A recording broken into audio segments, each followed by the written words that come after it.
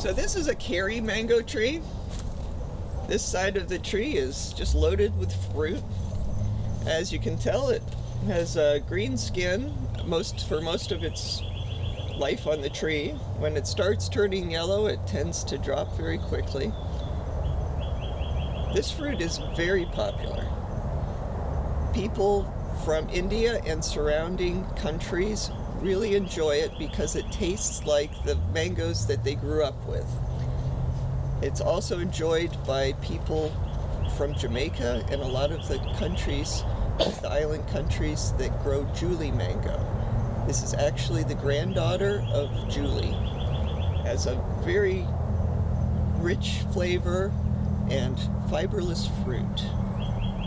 It's great for eating fresh, putting in smoothies, and using it in a lot of different kinds of desserts. The tree is attractive because of this really dense growth habit. It has lots of branching, lots of leaves in a small space. It's easy to keep this tree at 10 to 12 feet if you prune it each year after the fruit have been harvested. It's definitely a tree to consider to plant in your yard if you have space, but as with all mangoes, taste the fruit before you plant the tree if possible.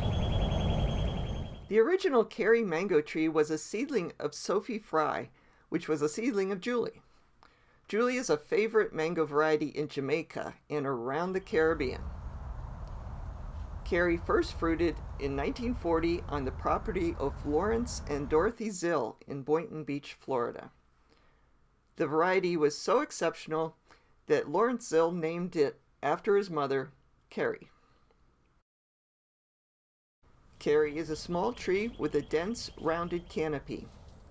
We recommend annual pruning to keep the trees under 15 feet tall, which, in theory, makes picking all the fruit possible. But the dense foliage and green skin color of Carrie makes spotting the fruit quite challenging. Carrie is resistant to fungal diseases such as anthracnose and powdery mildew, and usually it's reliable and productive. Because the ripe fruit are very soft, Carrie is not a commercial variety. It's best to pick Carrie when it's mature but not ripe, which requires experience and good eyesight. To determine if a fruit is ready to pick, we look at the fullness of the fruit, the condition of the stem, and subtle changes to the skin. Okay, here's a Carrie tree. And sort of weird, right here we have Carrie flowers.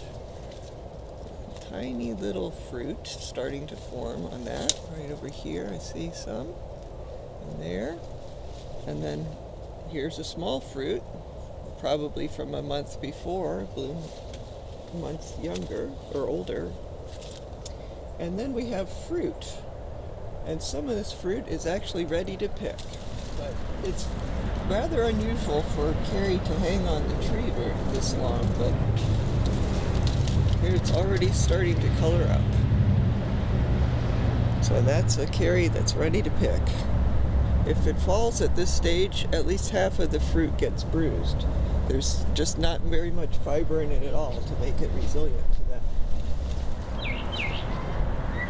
So when they're in reach, I usually cut the Carries off of the tree and leave, about that much stem on them, a little bit shorter sometimes.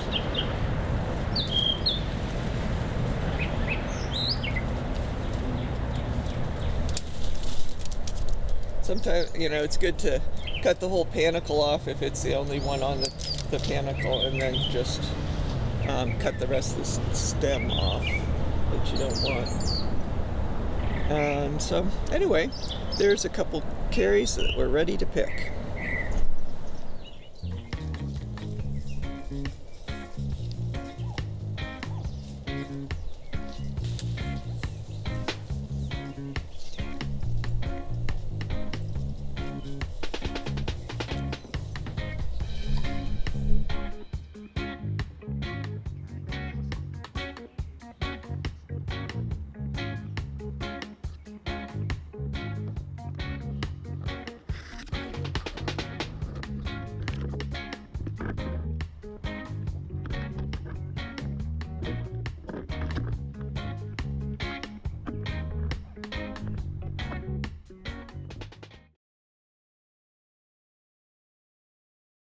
Carrie fruit weighs less than a pound and usually ripens in June.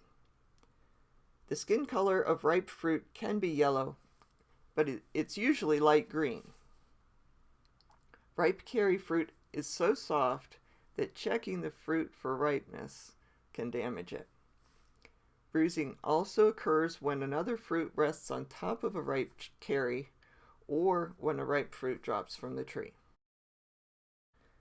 Carrie is widely appreciated for its very rich, very soft, very sweet and juicy flesh. Tasting evaluations consistently rate carrie as excellent.